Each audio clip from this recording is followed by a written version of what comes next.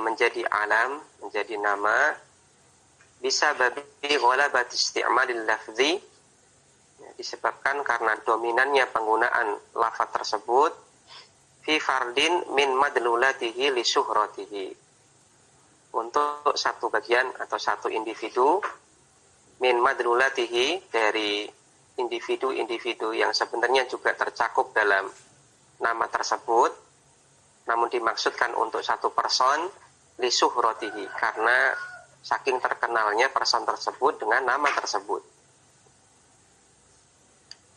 Wa huwa naw'ani, dan alam bil ghalabah itu ada dua jenis, ada dua bentuk. Yang pertama adalah bentuknya idhofah, kemudian ada juga yang berbentuk muhallan bi'al, muhallan yang dihiasi, bahasa terjemah bebas kita yang mengandung bi'al, mengandung al. Famithalul mudhofi, maka contoh alam bil ghalabah yang berbentuk idhofah, contohnya adalah Ibnu Abbasin radhiyallahu anhuma. Bahwa fil asli, maka Ibnu Abbas, kalau kita lihat dari sisi maknanya, maka pada asalnya dia merupakan nama.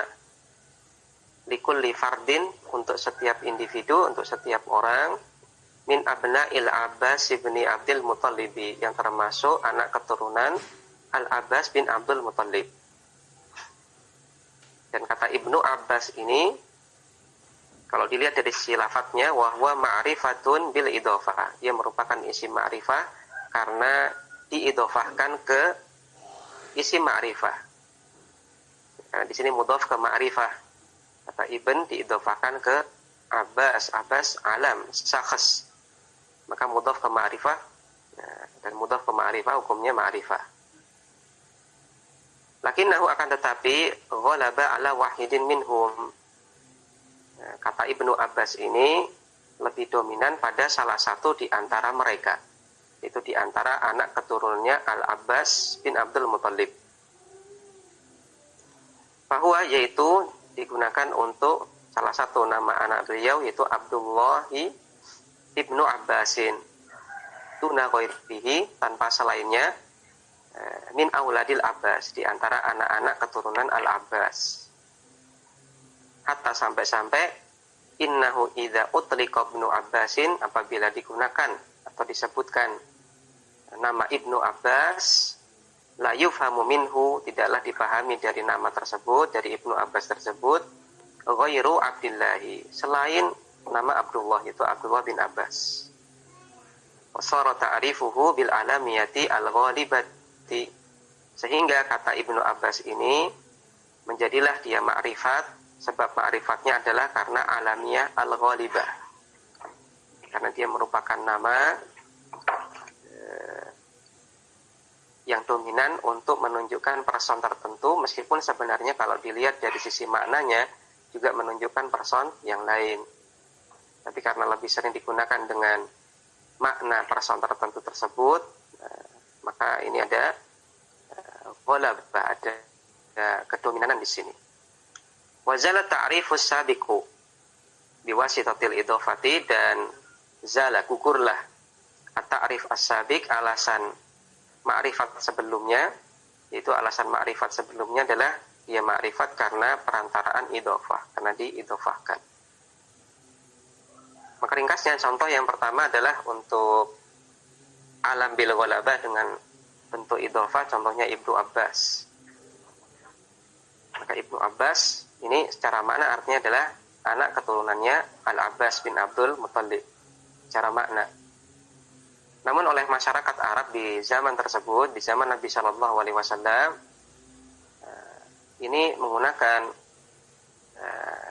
istilah Ibnu Abbas untuk person tertentu di antara anak-anak keturunan Al-Abbas. Itu hanya digunakan untuk Abdullah bin Abbas. Maka karena seringnya terjadi kasus demikian yang disebut Ibnu Abbas, maka mengerucutnya kepada Abdullah bin Abbas, maka di sini ada ghalabah, ada kedominanan.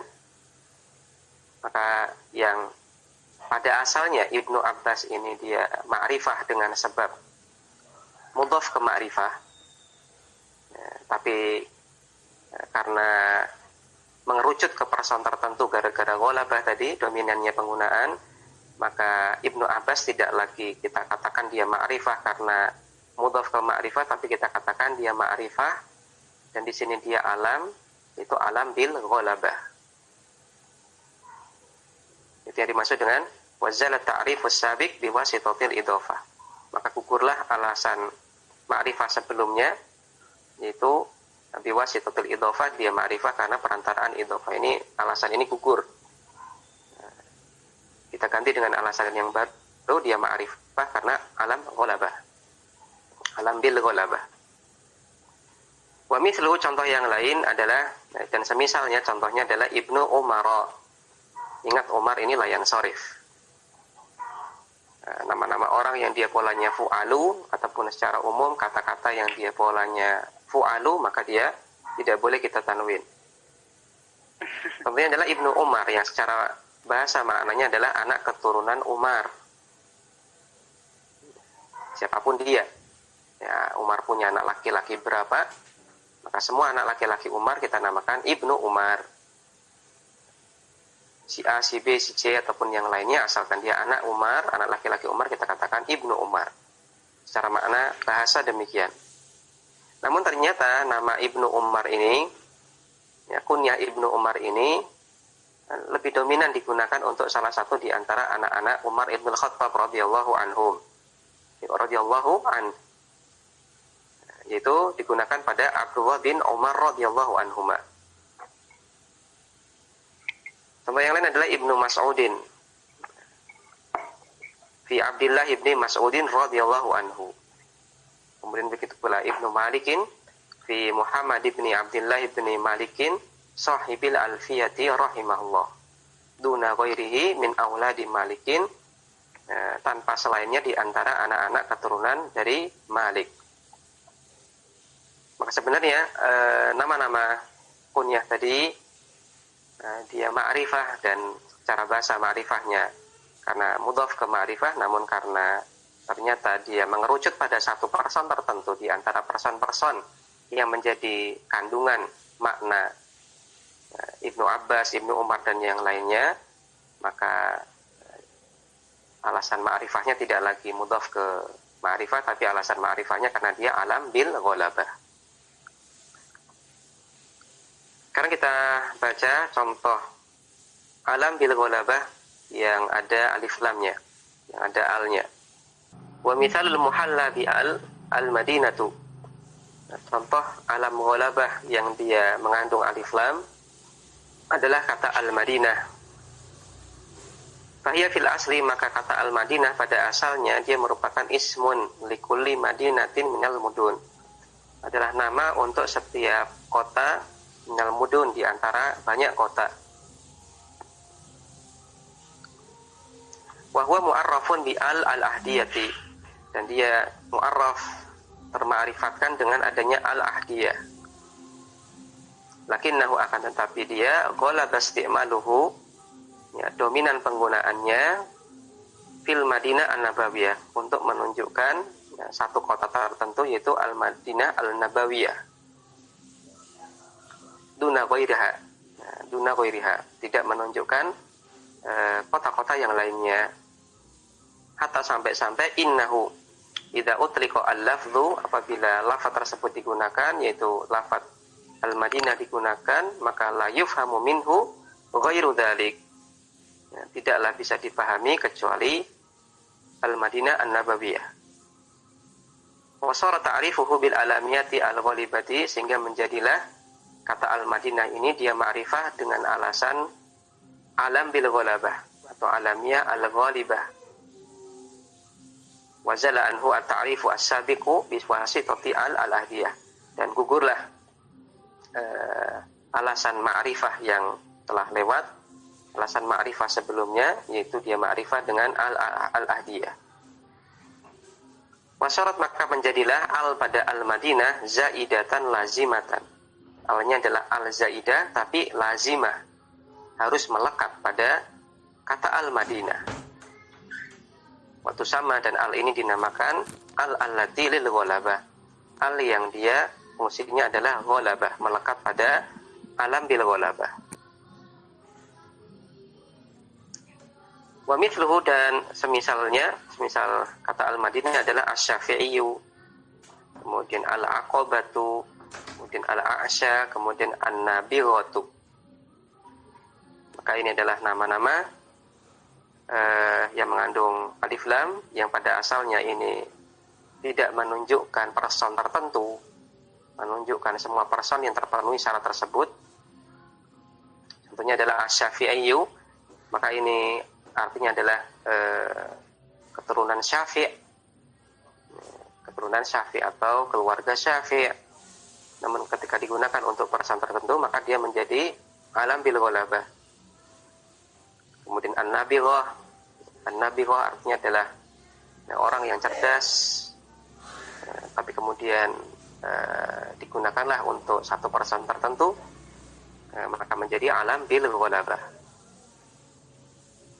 Maka alam bil ghalabah dia menjadi nama karena dominannya penggunaan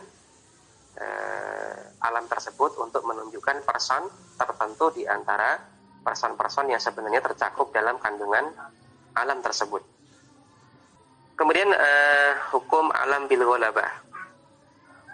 Wa ahkamul alami bil ghalabati ya ahkamul alami syakhsiyyi kama taqaddama fi babihi. Hukum alam bil ghalabah itu adalah sebagaimana hukum-hukum yang berlaku pada alam saksi, sebagaimana yang telah berlalu pembahasannya di babnya. Tsumma in kana muhalan bi al, kemudian apabila alam bil ghalabah tersebut dia mengandung al, fa innaha la tuhdhafu, maka alnya ini tidak dihapus, illa kecuali fin nidai awil idhafati, kecuali ketika dia sebagai munada atau diidhafahkan. Contohnya adalah hadhihi Madinatu Rasulillah sallallahu alaihi wasallam. Ini adalah kota Rasulullah sallallahu alaihi wasallam. Maka Madinah di sini maksudnya adalah Madinah An-Nabawiyah. Nah, kalau mufrad, kalau sendirian, maka dia kita sebut Al-Madinah. Nah, di sini diidhafahkan. Kalau diidhafahkan maka alnya hilang. Ya tentu saja alnya hilang karena di sini sebagai mudhaf.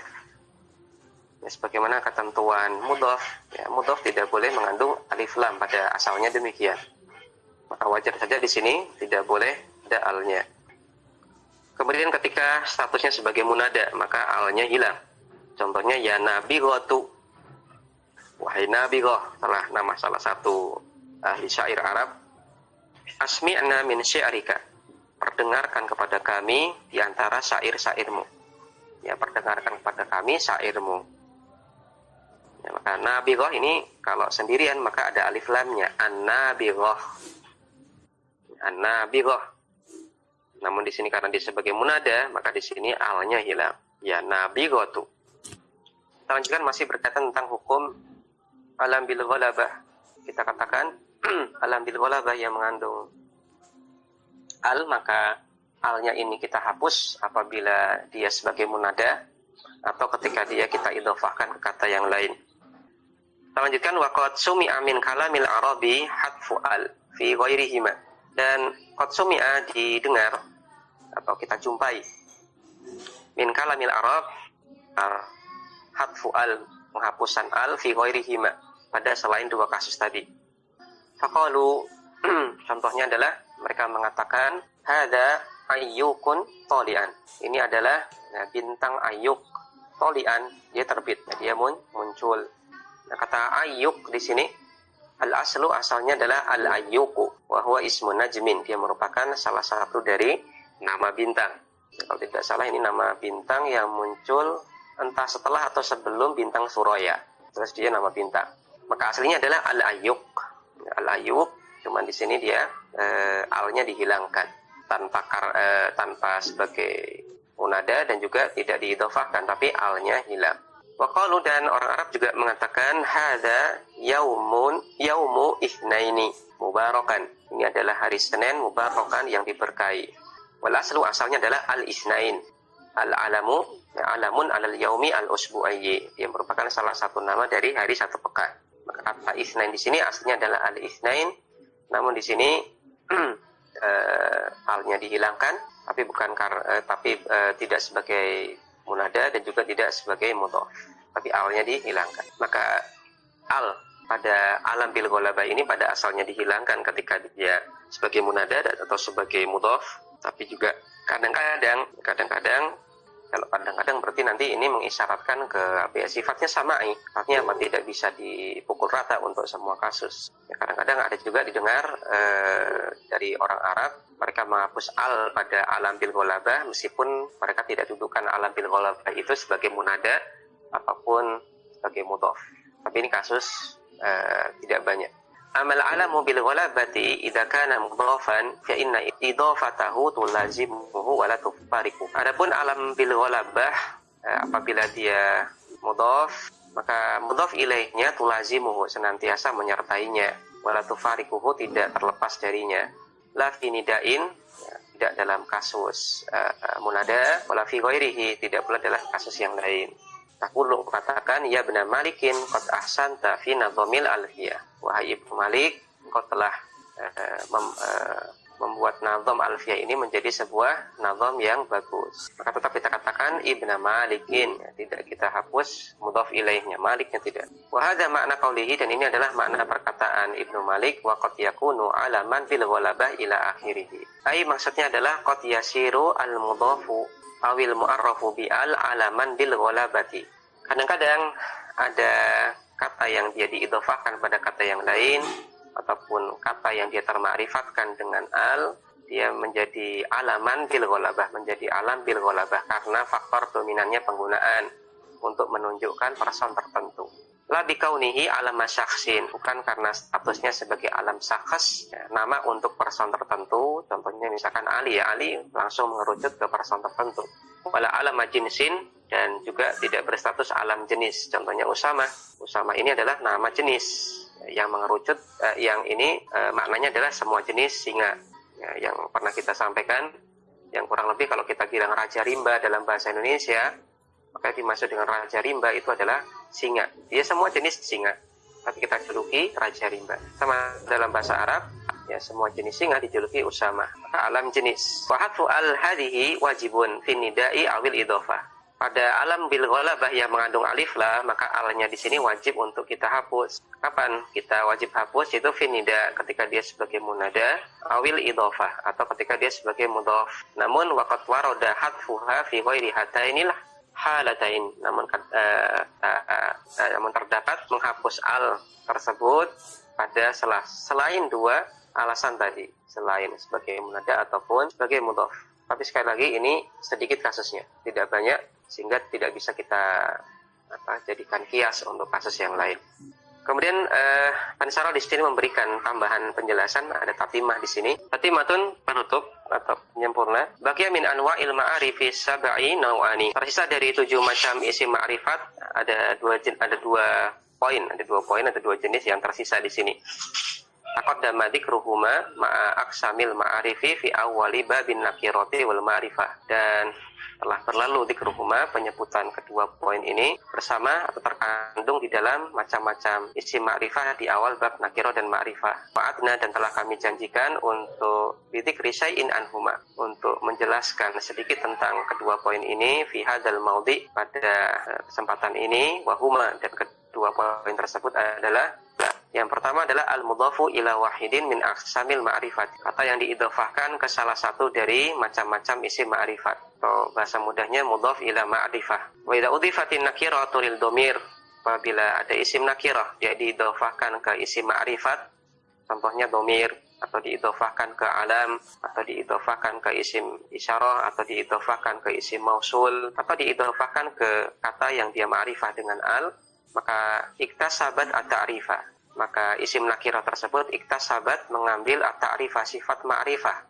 dari mudhaf ilaih tersebut, wasarat ma'rifatan, sehingga menjadilah dia ma'rifat pula. Wa rutbatul mudhafi fi ta'rifi ka rutbatil mudhafi ilaih, dan tingkatan ma'rifat pada mudhaf ini sebagaimana tingkatan ma'rifat pada mudhaf ilaih. Ilal mudhafa ila dhamiri, kecuali apabila dia mudhaf ke dhamir. Falaysa fi rutbatil mutmari, maka mudhaf ke dhamir itu tidak sebagaimana tingkatan dhamir. Mudhaf ke dhamir itu tidak sebagaimana tingkatan ma'rifah yang terkandung pada dhamir. Karena mudhaf ke dhamir itu tingkatannya adalah fi rutbatil alami wa innama hiya fi rutbatil alami. Tingkatannya adalah tingkatan alam. Ya, tingkatan ma'rifatnya adalah selevel dengan tingkatan ma'rifah yang terkandung pada alam. Maka dzakartu dzalik hunak, dan telah aku sebutkan hal tersebut hunaka di pembahasan alam. Wa min amsilatil mu'arrafi bil idhofah, dan di antara contoh-contoh isim ma'rifah karena diidhofahkan ke isim ma'rifah lain, contohnya adalah dalam kalimat siratu Umar radhiyallahu anhu hamidatul, pada sirah Umar. Nah, kisah hidup Umar adalah yang dicintai. Maka kata sirah di sini diidhofahkan ke isim ma'rifah yaitu alam, yaitu Umar. Kemudian contoh yang diidhofahkan ke isim isyarah, amalu hadha sani'i mutkinun. Maka di sini kata amal diidhofahkan ke isim isyarah hadha. La tuzghi ila wa'di man la yafi. Maka di sini ada kasus diidhofahkan ke isim mausul. Wa'di man la yafi. Wa'di man. Mannya man isim mausul. La tuzghi, jangan kau dengarkan janji orang yang tidak menepati janji. Kemudian contoh yang diidhofahkan ke isim yang ma'rifah dengan al, contohnya akibatus sabri mahmudatun. Akibatus sabri, kata akibat diidhofahkan ke kata as-sabr. Kemudian contoh yang diidhofahkan ke dhamir, contohnya sadiquka man nasahaka. Maka sadiquka, maka ini kata sadiq diidhofahkan ke isim ma'rifah yaitu dhamir. Temanmu itu adalah orang yang menasihatimu. Kemudian yang kedua adalah an-nakiratu al-maksudatu. Di antara yang termasuk dalam isim ma'rifah adalah nakirah maksudah. Kenapa dinamakan nakirah maksudah? Karena secara lafadz ia adalah isim nakirah, karena tidak ada alat pemakrifah di situ. Namun secara niat orang yang mengucapkannya, maka dia maksudah, dia ma'rifah, dia spesifik. Maka sering para ulama mengatakan nakirah maksudah ma'rifatun bin niyah. Nakirah maksudah itu adalah isim ma'rifah gara-gara niat orang yang mengucapkannya. Nah, contohnya adalah ya talibu ajib. Nah, wahai siswa, jawablah. Idza kunta turidu taliban muayyanan. Kondisinya adalah ketika engkau ingin siswa tertentu untuk menjawab. Maka kalimat talibu, maka kata talibu di sini la tadullu fi asliha qabla nidai ala talibin muayyanin. Maka asalnya sebelum dia dijadikan munada yang nakirah maksudah, maka aslinya dia tidak menunjukkan siswa tertentu yang mana. Dia menunjukkan siswa tertentu yang mana. Lakinnah, akan tetapi ba'da nidai syarat ma'rifatan. Setelah dia jadi munada dengan munada bentuk nakirah maksudah, maka dia menjadi ma'rifat. Bisa babil qasdi, dengan sebab qasad niat orang yang mengucapkan wa tahdidil ladzi yufidu at-ta'yina, dan tahdid penentuan person oleh si pengucap alladzi yufidu at-ta'yin, yang ini menunjukkan ta'yin, penspesifikan. Sebagaimana tadi kita katakan an-nakirah al-maksudah ma'rifatun bin niyah. Nakirah maksudah ini ya ma'rifah, namun ma'rifatnya karena sebab niat orang yang mengucapkannya. Dari sisi lafadz maka dia nakirah karena tidak ada alat pemakrifat di situ. Namun karena niat orang yang mengucapkannya itu menunjuk ke person tertentu, maka dia menjadi ma'rifah. Ini adalah dua poin yang include, sebenarnya pembahasannya sudah include di pembahasan isim-isim ma'rifat yang kemarin.